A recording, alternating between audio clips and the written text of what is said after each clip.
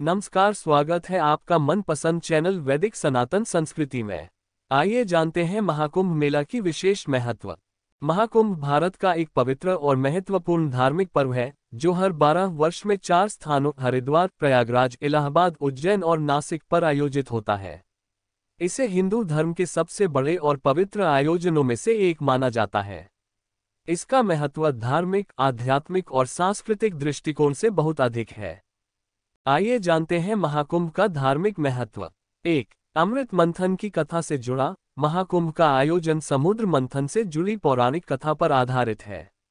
मान्यता है कि देवताओं और असुरों के बीच हुए समुद्र मंथन से निकले अमृत के कुंभ से अमृत की बूंदें इन 4 स्थानों पर गिरी थीं। इसलिए इन स्थानों को पवित्र माना जाता है। 2. पापों का नाश। कुंभ मेले में गंगा, यमुना और अदृश्य सरस्वती नदियों के संगम में स्नान को पापों के नाश और मोक्ष प्राप्ति का माध्यम माना जाता है। 3. साधु संतों का मिलन। यह पर्व साधु संतों, सन्यासियों और धर्मगुरुओं के समागम का अवसर प्रदान करता है। यह भक्तों को उनसे आशीर्वाद लेने और आध्यात्मिक ज्ञान अर्जित करने का अवसर देता है। आइए जानते हैं आध्यात्मिक महत्व। 1. मोक्ष प्राप्ति। कुंभ में स्नान करने से मोक्ष प्राप्ति की मान्यता है। भक्तों का विश्वास है कि इस अवसर पर किए गए पुण्य कार्य कई गुना फल देते हैं।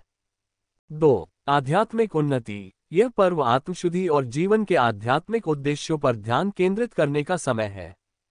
सांस्कृतिक महत्व। 1. विविधता का संगम। महाकुंभ भारतीय संस्कृति और विविधता का प्रतिबिंब है।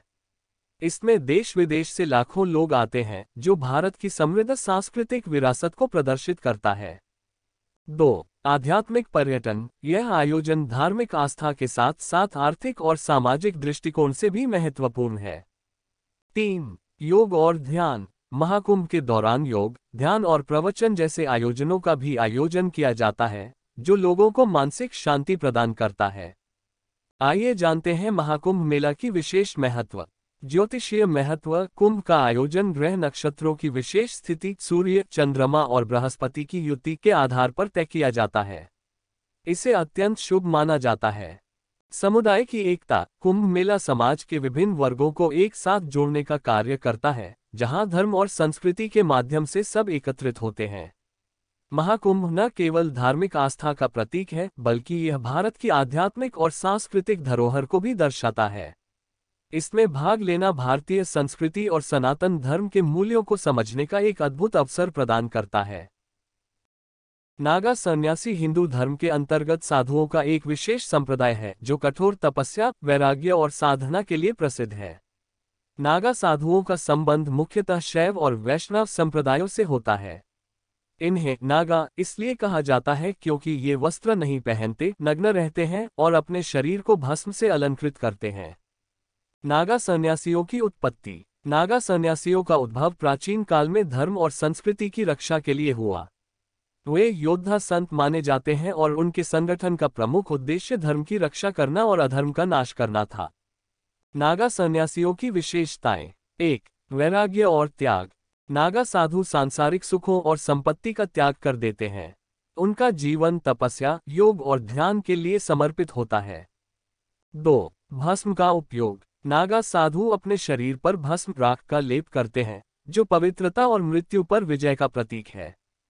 3. नग्नता। वे वस्त्र त्याग कर नग्न रहते हैं, जो उनके पूर्ण वैराग्य और अहंकार रहित जीवन को दर्शाता है। 4. धार्मिक आस्था। नागा साधु भगवान शिव के परम भक्त होते हैं। वे अपने गुरु और अखाड़े के प्रति पूर्ण निष्ठा रखते हैं। 5. सैन्य परंपरा। नागा साधु आत्मरक्षा और युद्ध कौशल में पारंगत होते हैं।